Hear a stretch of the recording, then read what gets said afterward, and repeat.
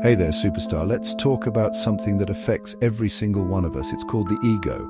Eckhart Tolle, in his incredible book, A New Earth, talks about the ego in a much deeper way. He describes it as a false self. It's the part of us that's constantly seeking identity from things outside ourselves. Think of it as a little voice in your head, always chattering, always judging, always wanting more. This voice isn't truly, but it sure loves to pretend it is, doesn't it? The ego is a master of disguise. It shapes our thoughts, our feelings, and our actions, often without us even realizing it. It's like an imposter living inside, dictating how we see the world and how we believe the world sees us. This inner imposter thrives on identification. It identifies with our possessions, our job titles, our social status, our beliefs, and even our problems. It tells us, I am what I have, or I am what I do, or I am what others think of me. When you can observe your ego without judgment, you begin to disidentify from it. So why does this ego, this false self, love to play dress-up so much? It's all about survival and validation. The ego believes that to exist, to be seen, to be, it needs to adopt roles. These roles are like costumes it puts on, hoping they will define it and give it a sense of solidity. And from a young age, we learn to play roles: the good child, the smart student, the rebellious teenager. Each role comes with a set of expectations and behaviors that the ego latches onto, believing this is me. The ego's core need is to feel significant and to ensure its continuation. Roles provide a structure for this.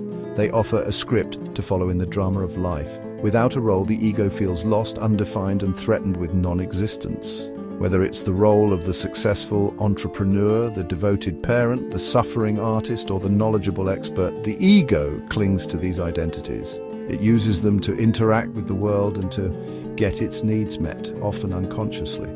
The problem arises when we become so deeply enmeshed in these roles that we forget the aware presence that lies beneath them. This awareness is your superpower in navigating the world with more freedom and authenticity. Let's peek into the ego's extensive wardrobe, shall we? A significant portion of it is dedicated to roles designed for material gain and power. The ego, in its quest for security and enhancement, often believes that accumulating wealth, possessions, or influence will solidify its existence. Think about the ambitious career climber, laser-focused on the next promotion, the bigger office, the higher salary. This role is fueled by the ego's belief that status and money equal worth and safety. Another common costume is the shrewd negotiator or the powerful leader.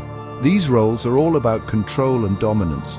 The ego feels stronger when it can influence others, make decisions that impact many, or outsmart the competition. These power-driven roles provide the ego with a sense of importance and superiority. The underlying belief is often, if I am in control, I am safe and I matter. The pursuit of material gain through roles like the successful investor or the wealth accumulator is also a classic ego strategy. The ego identifies with its possessions: the big house, the fancy car, the designer clothes. These things become extensions of its perceived self. The more it has, the more substantial it feels. Awareness helps us pursue our goals without letting the ego hijack our identity in the process. Beyond material gain and power, one of the ego's most cherished desires is to feel special. This need for specialness is a powerful motivator behind many of the roles we adopt. The ego wants to stand out, to be seen as different or superior. Consider the role of the misunderstood genius or the suffering artist. These roles often carry an air of tragic specialness. The ego might derive a sense of identity from being unappreciated or ahead of its time. Recognizing this quest for specialness in ourselves is key. Do you find yourself subtly trying to impress others, or emphasizing your unique struggles or achievements? Our real specialness comes from the unique expression of the universal consciousness within us. Section 5. Spotting the disguises, obvious and subtle ego roles. The ego is a crafty character, and its roles can range from glaringly obvious to incredibly subtle. Learning to spot these disguises is a crucial step in becoming more self-aware.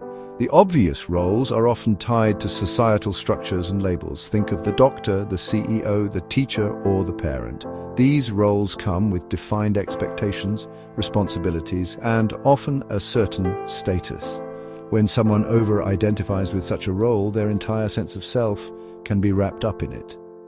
Then there are the more subtle roles, the ones that creep in almost unnoticed, shaping our interactions and self-perception in quiet ways.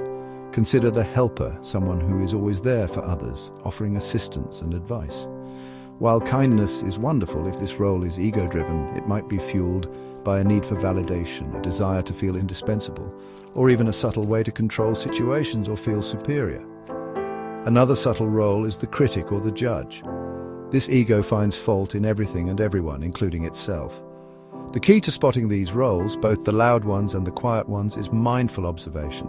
The more you observe without judgment, the more these disguises will reveal themselves, and the less power they will have over you.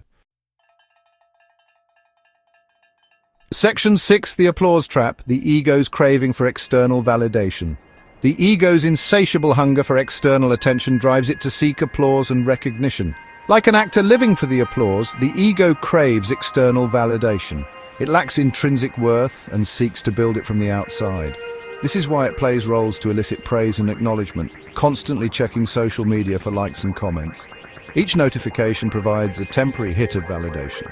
The ego might drive someone to seek constant compliments. The underlying feeling is often deep-seated insecurity. Relying on external validation is fickle and unreliable. What others think of you can change in an instant. Building self-worth on this shaky foundation leads to emotional ups and downs. True self-worth comes from within. Cultivating inner validation diminishes the ego's need for applause. Section 7, two sides of the same coin, the confident versus shy ego. It's fascinating how the ego can manifest in seemingly opposite ways, yet still be driven by the same underlying mechanisms. The confident ego often presents as bold, assertive, and self-assured. It might be the person who dominates conversations, takes charge, and seems unafraid of challenges. This individual might appear to have high self-esteem, always ready to showcase their abilities and opinions. However, if this confidence is purely ego-driven, it's often a mask for deep-seated insecurity and fear. The ego projects an image of strength to hide its vulnerability. Now, let's consider the shy ego. This ego presents as timid, withdrawn, and self-effacing. It avoids attention, speaks softly, and may seem to lack confidence. Beneath the surface of the shy ego often lies a hidden desire for attention and recognition, just like its confident counterpart. True confidence, unlike egoic confidence, is quiet, unassuming, and comes from a place of inner knowing. Section 8. Seeing clearly. Recognizing ego's superiority and inferiority games. The ego loves to play games, and two of its favorites are the superiority game and the inferiority game.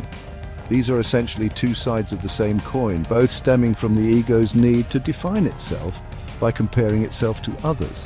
When the ego feels superior, it gets a temporary boost, a feeling of being better than. This can manifest as arrogance, judgmentalism, or a condescending attitude. It might find satisfaction in others' misfortunes or constantly seek to point out others' flaws to elevate itself. The inferiority complex is the other side of this egoic seesaw. When the ego feels inferior, it experiences itself as less than others. This can lead to feelings of inadequacy, envy, resentment, or self-pity. The ego might constantly compare itself unfavorably to others, focusing on its perceived shortcomings and their perceived strengths. It's important to understand that the ego can flip between these states of superiority and inferiority quite rapidly. Recognizing these games within yourself is a huge step towards freedom. Start to notice when you feel a surge of superiority. By bringing awareness to these patterns, you begin to disidentify from them. Section 9, Beyond the Mask, the freedom of self-awareness. So we've journeyed through the intricate world of the ego, its roles, its needs, and its games.